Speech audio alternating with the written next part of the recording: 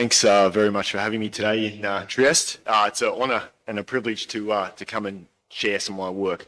I'm going to go over kind of like the last 30 years and how my career started and the development, I guess, of technology and how that's helped me with my underwater photography and normal sports photography work as well. If we could kill the lights now, please. All right, so as I said, I've been photographing sport for around 30 years now and been fortunate over those 30 years to have photographed 12 Olympic Games. And I'm going to share, as I said, I'm going to share some experiences from my early days from the Olympics and also how I got started in underwater sports photography and how technology has evolved and helped me through my career. First, I was born and raised in Sydney, Australia, and became really interested in photography when I was probably 15 years old at high school. After finishing high school, I started going to university for about 2 months, but wasn't loving it, so I tried to find a job at the same time. And fortunately, I ended up finding a job at the Sydney Morning Herald newspaper in the Mac room. And this was the time, would have been 1995, when the paper was transitioning from purely analog darkroom to a mixture of analog and digital, so shooting film, but there was no wet darkroom printing. It was just scanning. And being young, 17, I knew how to use a computer, so I was a pretty good fit for the new role in the Mac room. So I did that for maybe a year and a half, couple of years, and in the meantime, in the evenings and on the weekends when I wasn't working, I would try and photograph sport wherever I could. Eventually, I progressed to become a full-time news photographer at the paper just because there wasn't any sports photography roles, because the two guys that were working at the Herald at the time were some of my idols, Tim Clayton and Craig Golding, and that was basically the reason I got into sports photography, was seeing an exhibition of theirs when I was sort of 15 years old at school. As sports photography was my real passion, I mean, I enjoyed my time at Hughes. It wasn't sort of what I loved to do. When the job came up at All Sport, which then was purchased by Getty Images, I applied and tried everything I could to make that happen. They started an office in Sydney in 1998, and I was fortunate enough to get a job as a junior photographer there. I discovered pretty early on, and I guess from my mentors, that to have a picture used well or be noticed, you had to capture something unique with a slight edge that no one else has. And that was probably one of the biggest reasons I started to try and take pictures underwater, as well as my love for the water as well. As at the time, no other photographer in Sydney, at least, or any other agency around Sydney was kind of doing underwater photography. So I was able to carve out a little bit of a niche for myself. I did quite a lot of swimming and surfing in my youth. And so I had a lot of picture ideas already in my head. As I said, I was really into illustration and drawing and painting. And then when photography kind of took over my life, then I thought, oh, wow, I had this idea. I saw it when I was swimming training. I had this idea. So I had like a little bank of pictures and memories already stored up when I started photography.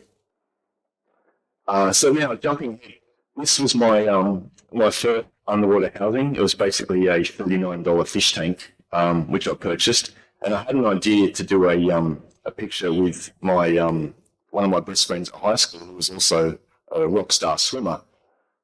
Just the history. This was the time when Sydney had just been announced as the next Olympic Games, and so they built a new Olympic pool out at Homebush, and everyone was excited, like it was massive news for Australia and for Sydney. So I thought, oh, it'd be great to go and do a picture at the Olympic pool. And I had this idea, which I'd seen in swimming training myself. So this was my idea how to make it happen on a pretty limited budget. So I got this fish tank and I went out to the swimming pool. Well, first of all, I called up the pool to try and make an appointment to go and photograph because it wasn't open to the public officially yet. So I called them up, said I was a photographer with the paper. Could I come out? We're doing a story. Could I come out and take a picture? And they were like, yeah, sure, that sounds fine. So I went out there with my dad as an assistant with my fish tank. I remember walking out onto the pool deck and the lifeguard and the manager comes running over. No, you can't come out here with the glass fish tank. It's you can't bring glass onto the pool deck. And I was like, oh, it's an underwater housing. The camera goes in here. It's for taking pictures underwater. And he was like, oh, okay, that's okay then. So he let me bring the camera and the fish tank into the pool. I put the fish tank sort of just below the surface, and I was using a Nikon F4 at the time, where you can pop the prism off, so you can sort of look in the top of the camera, and framed up my friend Ben, and my dad was holding a broomstick with a flash taped on the end of it, sort of out over the edge of the pool, and I shot one roll of film, because at the time I was paying for my own film, so I was 18 years old, so it was expensive, a roll of film back then. So I remember shot one roll of film, went back home to my darkroom, because I shot black and white and the office only had colour processing. So processed the film, and then this was kind of the result. It ended up running like page 3, and we created a little bit of a story around it, and that was kind of really got me hooked on underwater photography, basically. Soon after this, I thought it's time to actually get a proper camera that can go in the water and not be in a fish tank, sort of holding over the edge and the risk of shattering the fish tank. So I saved up and bought a Nikon S5. It wasn't that much of an upgrade because it was a completely manual camera where you had to sort of wind it on. So for sports photography, it was kind of tough to use because you could only shoot as fast as you could wind the camera on, and the focusing wasn't great, but it enabled me to shoot pictures in the water. Sydney Olympics had now come around. I had my Nikonos, and I'd shot all the test events in the year before, so I was pretty comfortable. I knew most of the venue locations, and I had a couple of ideas. My first idea was to do the triathlon, which was happening on Sydney Harbour, and it was the first day of the Olympics. So it was going to be, I guess, probably the event that the whole world was going to see because it was on Sydney Harbour. It was the first day, so there was massive media interest in it, and I thought I have to take a picture there. So I thought I hadn't all. This was probably, it was definitely my fault. I hadn't really thought about it until a few days before. I thought, wow, wouldn't it be great to actually get in the water and photograph it? So I contacted the venue manager who I knew from the test event and said, is it possible to get in the water during the race? And he was like, oh, yeah, we need to check with the competition manager. So he arranged a meeting, and I went and met the competition manager from the triathlon. And he said, can you swim well? And I was like, yeah, I can swim pretty well. He goes, yeah, it should be okay then, just don't get in the way. But he said the one caveat, I guess, to getting in the water is you need to be in position about 90 minutes before the race starts.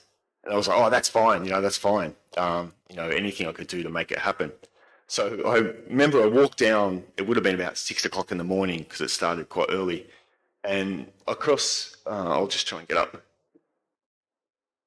Over here, there was like a line of like a big pontoon. So the race started here and they swam out around the X and then back to the Opera House. And there would have been about 1,000 photographers on this pontoon, which wasn't a very good picture, but it was the only photo position you could do from the start. I remember walking down in my wetsuit with my Nikonos, and everyone just looking at me going, what the hell are you doing? I got into a little rubber ducky, one of the small IRB boats. They drove me out onto the course, and I jumped out in the middle of the harbour where that X is and just had to tread water for 90 minutes. And like Sydney Harbour, I don't know how many of you have been there, but it's nice, but there's sharks in there. The water is not particularly clear. So I was pretty nervous at the time. And I remember all along that headlands, you see the little peninsula below the X, there's people yelling out, heckling me, saying, watch out, watch out. And so I was kind of freaking out for a few hours, for an hour at least anyway. Anyway, the race started and they came towards me. I kind of edged out to the buoy and fired off a few frames with the manual camera. I wasn't super, super excited with the picture I got just because it wasn't super clean. I couldn't see a face properly. But it turned out, obviously no one else had the picture. It was a complete exclusive and it was kind of different again from everyone else. So it got huge coverage, and it really set my, I guess, career on a path, because Sports Illustrated ended up using it like as a double page. And from then on, throughout the whole Olympics, I had those kind of editors and those people looking at my work and saying, oh, what's he done now? You know, because I had a little bit of a name for trying something different and getting an exclusive picture, which is what the magazines and the papers are after. So I shot this picture, you know, happy to be alive, jumped back in the boat, and the boat drove us back to the exit of the water, and I changed films frantically on the way back, you know, trying not to get water in the camera. And then as they were exiting the water, I managed to shoot this picture as they got out. So it was a big success, and kind of led to, I guess, you know, set me on my future kind of path.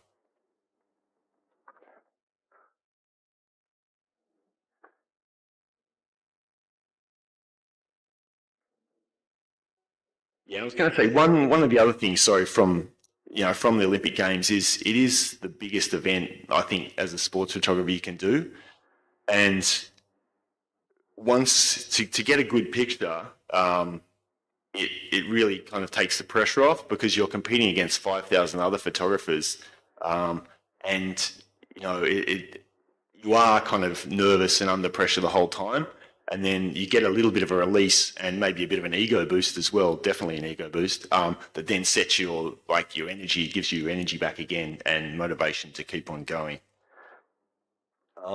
Moving ahead, so this is that was the second underwater housing I purchased, which was a big upgrade, and it could actually take a proper SLR camera, so you could get properly creative. I ended up making a 50-meter long remote cable, so I was able to actually put the camera on the bottom of the pool and trigger it remotely.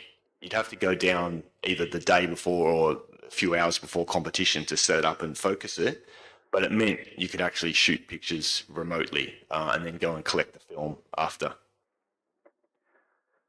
I stuck to shooting film as long as I possibly could. Sydney Olympics, we at Getty Images, everyone was meant to shoot digital, but on the first day of the games, after I did the triathlon, I went to the swimming venue, and I remember shooting with this. Oh, it was the Canon. I can't remember what the camera was called, but it shot about a few, like maybe 4 frames a second or 3 frames a second, and the buffer was 7 frames. And Australia won the relay with this epic swim over the USA. And I remember shooting it, and then literally the camera locked up after 5 pictures. And I'm watching this whole celebration happen, and like the crowd's going crazy. It was probably the loudest crowd I've ever heard. And my camera's just sitting there, like not doing anything. And I'm like, yeah, this is not good. So I called up my boss and said, oh, my camera's broken. Oh, I need to shoot film. And he was like, yeah, okay. But he ended up not. I think he pretended to believe me. So I put the digital camera away and ended up shooting film for the rest of the games until probably Salt Lake City, which was 2002, when I went completely digital after that. Moving on to Athens. So this was with my new camera setup, and I had the idea for this picture for maybe a couple of years. I practiced at the Australian Championships trying to frame it up. And I was particularly excited about Athens because it was an outdoor swimming pool, and nowhere else, I'd never shot in an outdoor swimming pool before. In Australia, it was always indoor, and the lighting is not particularly nice indoor. So I was like, yeah, this is going to be great. Get over to Athens, do this. So day one, I set my camera up, frame it up. The guy in the middle, he's Brendan Hansen. He was the world record holder, and world champion, I think 2 times before. So he was like the big favourite for the race. So I framed it up lane 4, got the picture, and I pulled the camera at the end of the race, got the film out, processed it. Yep, great, awesome picture. Anyway, he ended up losing the final to a Japanese swimmer, and I think he did that 2 Olympics in a row. He was like the outstanding favourite and ended up kind of blowing it. But the Japanese guy would always swim off centre. He was never in the middle of the lane, so he never made a nice picture. So that's why, at the time it really hurt not having the actual winner. But the framing and everything of this picture was really, really nice, so I stuck with it. And now this is a few more pictures from Athens. And So after this first day, I've got this nice picture. It's been used well again. I come back to the pool in the next morning, and someone has cut my remote cable. So I get back there, and my cable is like cut off in the pool.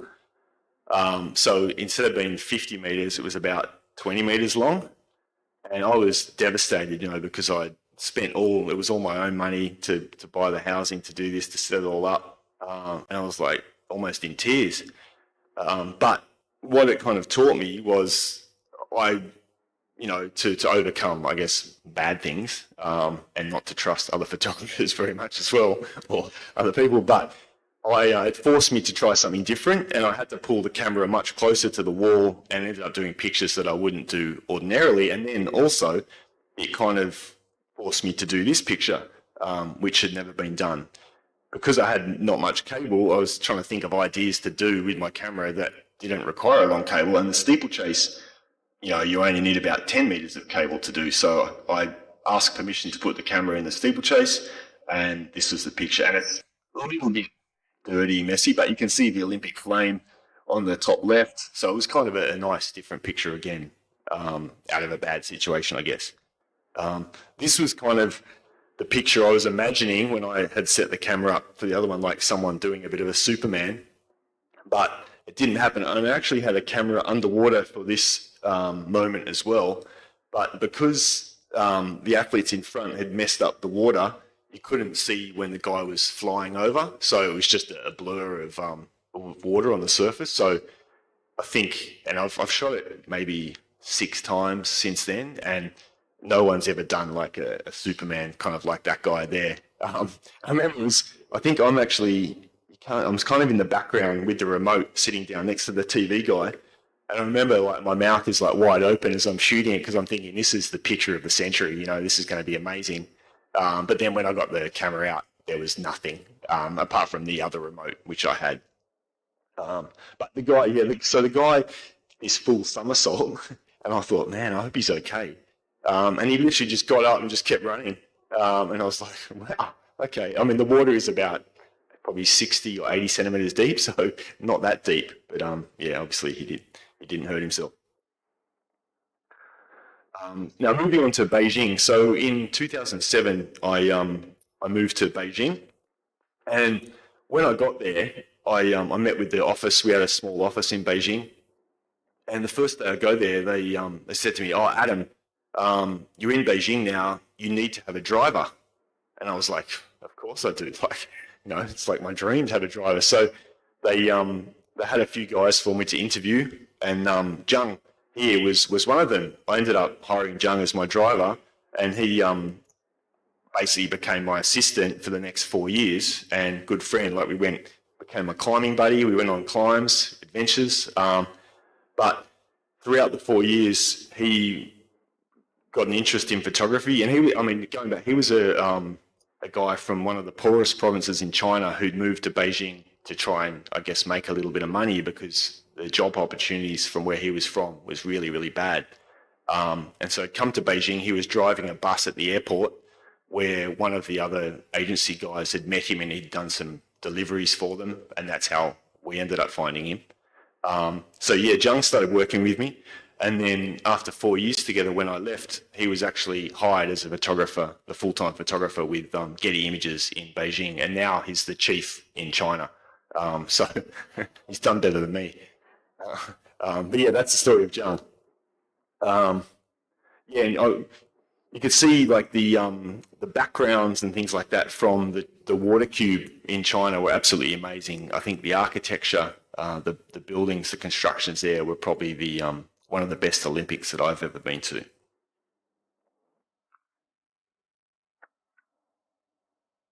And this is going through Shanghai World Swimming Championships. And Zhang was coming to all these events, helping me. And one other, I guess, funny story was the first day of the Beijing Olympics. I had all we picked up about 6 scuba air tanks, and it would have been about 40 degrees, like really, really hot. And they were in the back of Zhang's car. And I remember he dropped me off at a venue, and then I was having a chat to people, and I kept getting these messages, like frantic messages. "Adam, we got to go. And I was like, what's going on?" And Jung had never like handled a scuba tank before, and he thought because it was so hot they were going to explode in his car. So he was like so nervous for about 2 hours while I was just walking around chatting to people. But we all survived. Moving on to London, and this was the first time we had a camera that was actually tethered. So it was tethered back to the surface. So it meant we could get pictures live, or basically live as we were shooting it. It would come automatically. You can see it's not designed particularly well because it's positively buoyant. So it's hard to get onto the base plate, which had a lot of weights. And it was literally a black box with a dome where the lens came out. So you couldn't control anything from the underwater bit. You had to do everything from a laptop on the surface. But the framing was tough, obviously, because you couldn't see it. And so you'd be popping up, down. And with that particular unit, the first day I put it down, I'm underwater, with the scuba gear, putting it down, and I go to attach it, and I get like electric shocks. I'm like, geez, like, this is not good. Like, I'm in a swimming pool getting electric shocks. So I come up, and I'm like, the camera's like plugged into power. Something's not right. And the guys are arguing with me, going, no, it's not right. But anyway, it turned out it was plugged in, but it was just the power over the Ethernet. So it was like, I didn't die, obviously, but it was pretty scary to be down there doing that.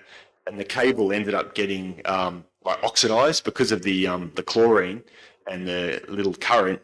So it was out of action for a day while the guy whose fault it was had to then clean it all up. And this is like a behind the scenes of how I do sort of a bit of the underwater sort of stuff as well.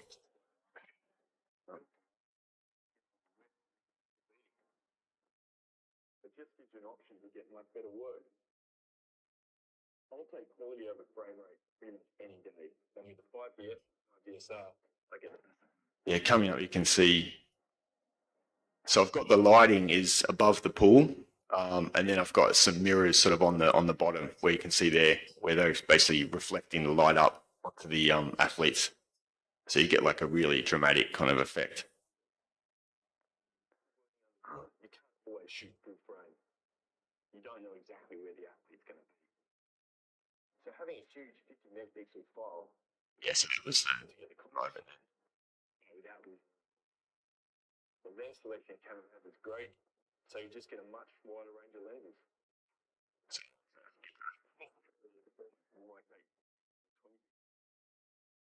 yes, I could take 200 and really push myself into that territory where I'm going to get something unexpected and make it great.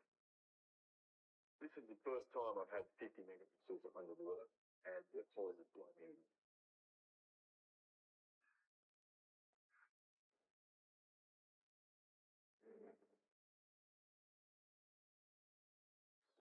Yeah, and that was some of the other pictures.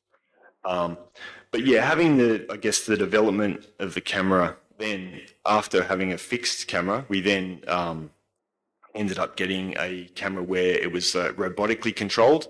AFP, the French agency, they were kind of, the pioneers of that. They had like a massive budget being sort of French government, and they ended up getting a camera where it could pan and tilt underwater. So you could put the camera down, and it meant you didn't really have to put the camera in a perfect position because you could adjust it from the surface. So after seeing that, we sort of tried to develop our own one, which we did in the next 4 years after London leading up to Rio.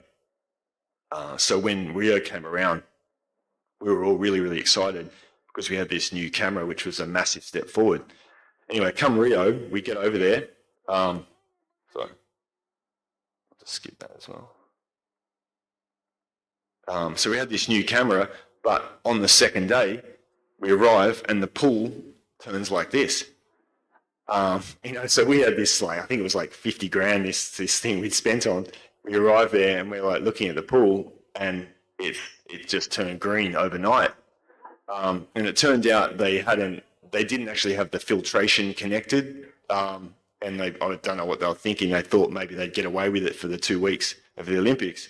But you can see here, this is the one where it had the filter, and then the actual competition pool didn't have it. And I mean, This water was disgusting. I went in there to adjust the camera, and I remember coming out and all the calluses and stuff on my hands, like the skin was just dissolving off me.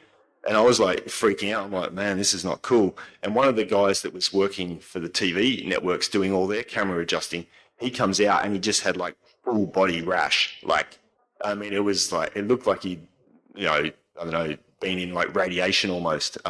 It didn't look good. And the divers were actually forced to go in there for the competition, and then they cancelled it after, I think, 1 or 2 days. So it got kind of postponed or cancelled. But it turned out someone had just dumped a load of chemicals into the pool to try and kill the algae, and it did nothing, and except, I guess, give people a lot of irritation. But so that basically ruined my Rio Olympics. And then we had this camera, and then fortunately, when I went to Budapest for the World Swimming Championships, I think 2 years after, it was perfect. Like the pools were perfect, and that was this sort of series of pictures here. And you can see obviously the difference having a nicely chlorinated, clean pool makes. Yeah, so after Budapest, I kind of had a bit of a break from the underwater work. But then I managed to have a bit of a comeback for Paris. And in the lead up to Paris, I developed this robot with a local German engineering firm. And it's like basically what I've been dreaming of for the last 30 years. You can put it down there, it can spin continuously, there's no cable, it's fast, it's reliable, and you can shoot slow shutter speeds now. So you can actually do motion blur sort of underwater as well, which was, it's basically the same as having a camera in your hand. You're using a controller with a live monitor, like a live video feed. So you can really, really get creative, like this stuff as well. It's just shooting slow shutter speed as the athlete comes over pretty quickly. And you can cover the race as you would with a camera in your hand rather than just set it up for one picture and go for it like that. So that was a huge step forward, and I guess the culmination of 30 years work almost. Yeah, just speaking, I guess finally, like, as I said, for me, the Olympics are, I think, or it has been for me, the premier sports event. You've got 5,000 of the world's best other photographers chasing the standout image, and having something, or, thinking of something to help you, I guess, get a new or different picture is what makes all the difference. It's a high pressure environment. You're surrounded by, the best photographers every single day. You turn up. You can't afford to I guess, take your foot off the accelerator for 1 second, because as soon as you give someone a gap, someone's going to step in and get that picture. And that's really what keeps me hungry and motivated. It is, you do get drained. I remember after Sydney, I was basically sick for 2 weeks just because I was working 16-hour days for 19 days in a row, never sleeping. Ended up getting home and just crashing for 2 weeks until the Paralympics started. But, it's one of the things I love to do, and, I'll try and do it for as long as possible. So I'll just let the slideshow play out. But maybe, what I might do is, if anyone's got any questions, I can do it now. And then I've got like a 2-minute short film at the end as well. So thank you for listening. And yeah, if you want to drop me any questions now, I'll let the slideshow keep rolling and we can get that done.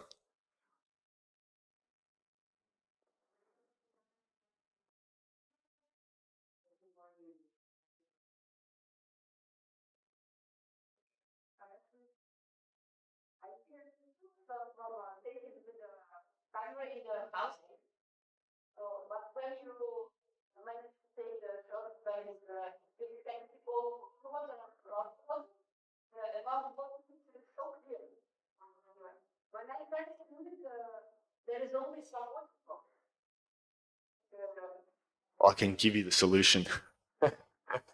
It's a bit disgusting, but you need to spit a lot on the dome.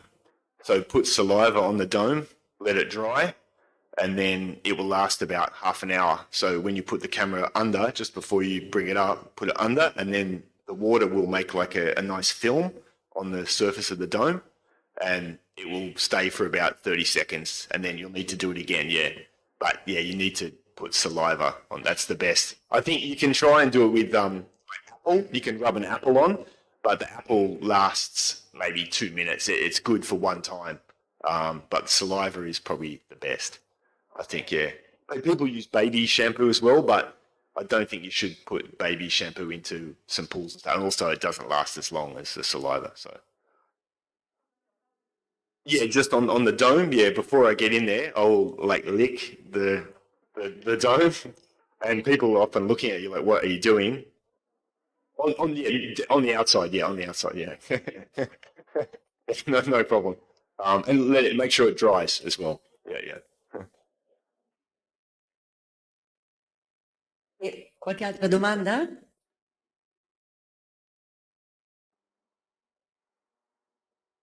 Easy. Ok. Yeah, so this was from Tokyo Olympic or Tokyo World Swimming Champs, going back a couple of years. And again, like I try, every kind of big event, I'll try and make a set or a series of images. So you're not just covering the event for the sake of covering an event, like just the news stories, but I'll try and get something graphic or a bit more, I guess, artistic from a sports angle, not just a pure sports image as well. And then the Paralympic Games. Yeah, Paralympic Games is probably one of the best things to cover. Saying that this is the Olympic Games, not the Paralympic Games. I've got the wrong slide. Just because the Olympics is chaotic because there's so many photographers and everyone kind of leaves for the Paralympics. So in the swimming pool, there's only probably my camera and one other camera. So you get much more access, much more freedom to do what you want to do. For the Olympics, there would be, I think, 7 or 8 cameras in the pool at one time. It might not sound a lot for a whole 50-metre pool, but you're dealing with, 10 centimetres or 20 centimetres is the best spot to where the camera should be positioned. So if someone's in that position, you obviously can't go there. And it's the difference between having a perfectly framed shot or not. And this leading to the last thing I've got to show is a little film I made with Team USA. So in the lead up to the Paris Olympics, I was in Doha for the World Aquatics, and the USA, when they qualified, they went absolutely crazy. So I posted some pictures on Instagram. Some of the athletes contacted me, and I ended up sending some pictures over, and I had an idea to do a film with them, just because the emotions they showed were so amazing. I thought it must be a good story. Doha was their last chance to qualify for the Olympics, and going into it, they were one of the favourites, but hadn't qualified until literally, the last second. So anyway, this is sort of their little story. My father was bringing us to the pool on the weekend and we were playing for hours and hours. We never stopped. Like, we loved to be in the water. It's my house. I've been in the water since I was 9 weeks old. I've been a diver, a water polo player, a swimmer, an artistic swimmer. Being in that medium, that's where I feel most at home. I feel comfortable. I feel like that's where I would want to be if I could be for the rest of my life. It's just a special feeling that kind of makes you feel weightless and kind of you can get lost in everything in there. So being a sport, it's physically demanding, but also you can express your art within the water, which is like a safe space or a second home to me, has always been such a magical feeling. I definitely feel like when you're in pattern with 7 other swimmers, even if you're in the middle or on this very edge of the pattern, you can definitely feel the energies of everyone around you. Being able to collaborate and learn from someone else is kind of the gift of working with others. I want to say I chose artistic swimming, but that would be a lie. I think artistic swimming chose me, and I think it had everything that I loved in the world. I love performing. I love the water. I love the challenge. and every day is a new challenge? I was an artistic swimmer myself, and I became an Olympian for Spain. And then I became a coach. And then I felt that it was perfect to go to the US because I could give back what they gave me, because that was my inspiration when I was a kid, and it changed my life. In Doha, when the scores came up and we knew that we had officially qualified, it was such an unreal feeling. I think all the emotions of everything that happened in that competition specifically, but also the past 4 years, the past 10 years that I've been on this team, everything just kind of hit me all at once. You know, I got super emotional and other people were like super happy and jumping. Other people are crying. And there was just such a mix of emotions all happening at once. I'm here doing the sport that I love, going after my dreams of going to the Olympics. Like, it's really just so mind-boggling and be able to pursue like my dream. I'm just so incredibly like thankful. I decided that every time I will decide something, I will just think that it's the best decision I could make and believe in it. And because sometimes the mind can trick you, but if you go one way, go full out. Don't even doubt a second, because that's the one you took and that's the one that's gonna work.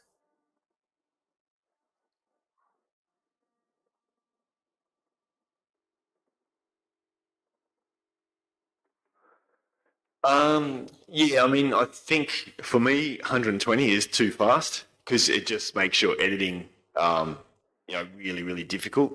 So definitely, I think 30 frames a second has been a huge development, but you still need to. There's a lot of sports where you still need to time the picture anyway. But for sure, in things like swimming, where you could get a drop of air or a bubble of air or something in the wrong place, having 30 frames a second can definitely help. Just because it gives you so many more sort of chances. But it's not often now, even having that high frame rate where you have two pictures where it's really, really close. It's like there's always one. So it still goes back to having that perfect moment.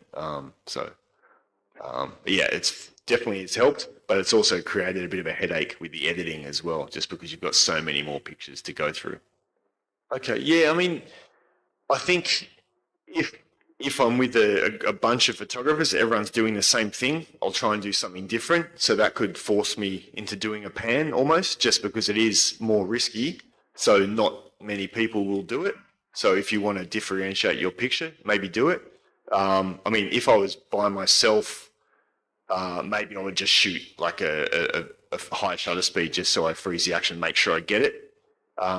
Often I will do a pan if the background is messy as well. That also makes me do it. If I walk into a venue, I can't find a nice background, I'll shoot it super slow so that turns into a blur of color or a blur of shapes, and that often helps the picture as well. So I'll do it where I think it helps the picture, or I think no one else is doing it, so I'll try it and get something different. And panning, I think it's something you have to do. Be confident. You can't start panning when you're not feeling good because you're second guessing yourself. So you just got to kind of go for it and trust. Trust that you're going to get it. And with athletes, often it works out because they run or whatever they do so perfectly, their head is still. You can't do it, I think, with lower level sports just because, when people run, their head's moving around a lot more. But at the Olympics, for instance, the athletes are so well trained and they're just so smooth with what they do. It makes it a bit easier, I think.